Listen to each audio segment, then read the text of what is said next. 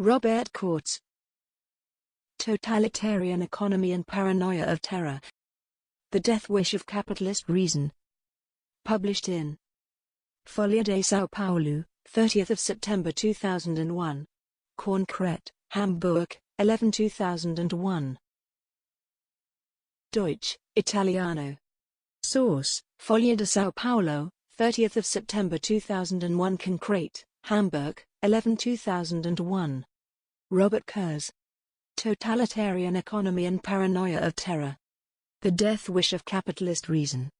Great and symbolic catastrophes in the history of humanity have repeatedly triggered off contemplation, in which the powerful of the world lay off their hubris. Societies reflect upon themselves and recognize their limits.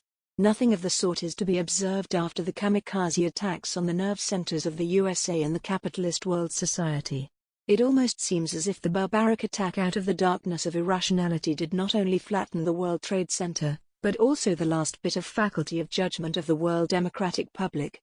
This society does not want to recognize itself in the mirror of terror. Instead, it becomes even smugger under the impression of horror.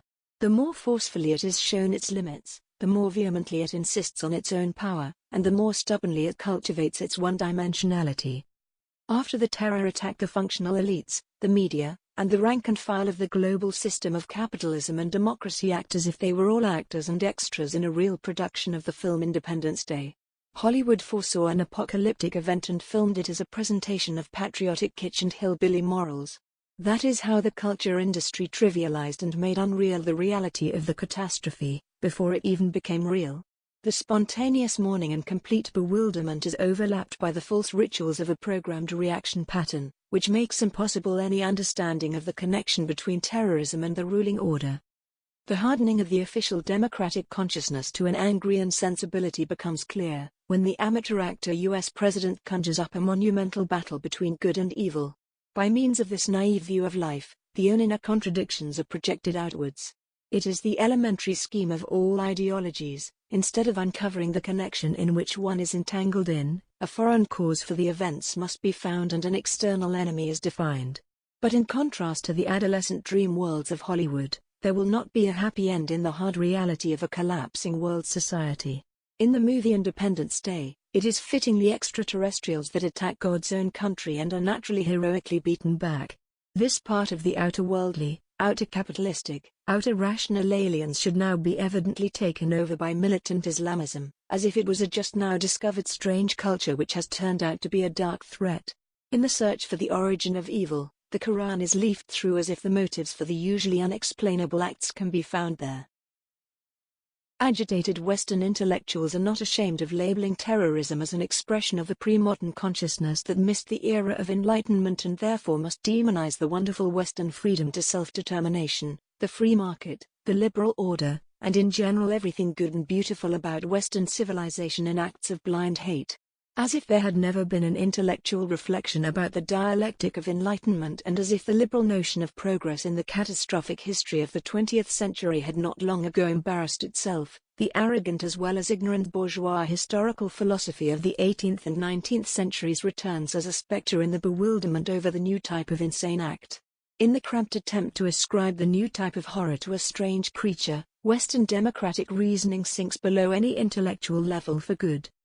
But the fact that all phenomena of globalized society are interrelated, cannot be so cheaply explained. After 500 years of a bloody and colonial history, after 100 years of a state bureaucratic industrialization and a catch-up modernization, after 50 years of destructive integration in the world market and 10 years under the absurd rule of the new transnational finance capital, there is truthfully no exotic oriental space that one could understand to be foreign and external. Everything that presently happens is directly or indirectly a product of the forcefully standardizing world system. The one world of capital is itself the womb which gives birth to the mega-terror. It was the militant ideology of Western economic totalitarianism which paved the way for the equally militant neo-ideological delusions. The end of the state capitalist era and its ideas were used as an occasion to bring critical theory to silence. The contradictions of capitalist logic were not allowed to be talked about. They and the questions of social emancipation beyond the commodity-producing society were declared to be irrelevant. With the supposed final victory of the market and competitive principle, the intellectual ability of reflection of Western societies came to an end. The people of this world were to become identical with capitalist functions, even though the majority was already marked as redundant. While the financially capitalist crisis mechanisms of shareholder value threw billions of people into poverty and despair, the majority of the global intelligentsia mockingly sang the song of capitalist democratic optimism. They now have paid the price. When critical reason is silenced, its place is taken by murderous hate. The objective unbearableness of the ruling mode of production and living no longer asserts itself in a rational, but an irrational manner. After the retreat of critical theory, the advance of religious and ethno-racist fundamentalism followed.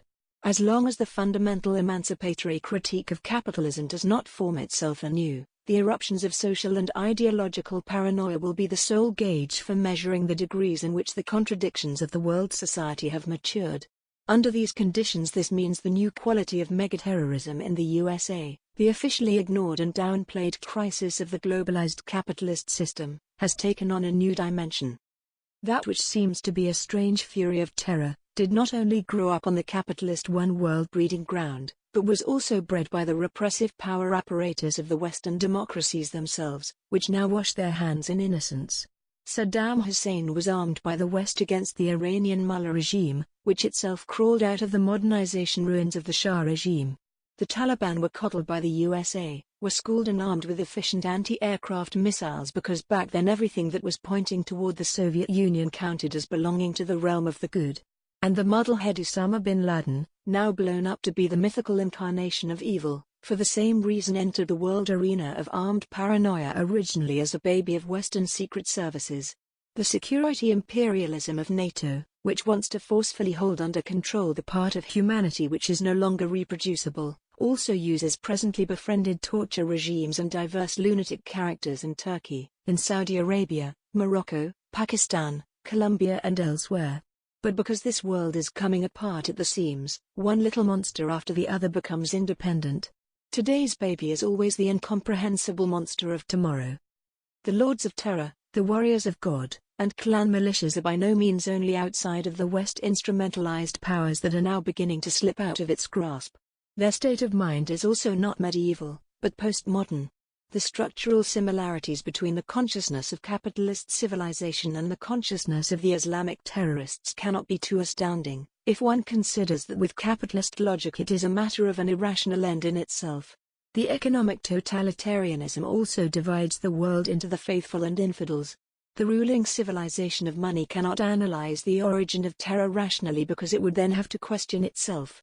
Thus, the enlightened West defines Islamism as the work of the devil, just as vice versa the latter does the West. The irrational dichotomous pictures of good and evil resemble each other to ridiculousness. What goes on in the minds of the chief terrorists is in its nature not more bizarre than the ways and means used by the chief managers of global capitalism to make use of and maltreat humans under the destructive force of abstract business economics. Religious terror strikes just as blind and senseless as does the invisible hand of anonymous competition, under whose rule millions of children permanently hunger, to name only example, which casts a strange light on the celebrated cult of consternation over the victims of Manhattan. When between the lines the media indicates a secret admiration for the undreamt of technical and logistical possibilities of the terrorists, the spiritual affinity, in this respect, becomes clear. Both sides equally belong to the modern instrumental rationality. For what the uncanny Captain Ahab says in Melville's Moby Dick, this great parable about the modern age, applies to both.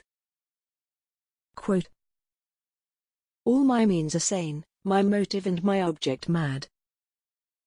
End quote. The economy of terror corresponds with the terror of the economy. Therefore, the suicide attacker turns out to be the logical continuation of the lonely individual in universal competition under conditions of hopelessness. What is now making its appearance is the death wish of the capitalist subject.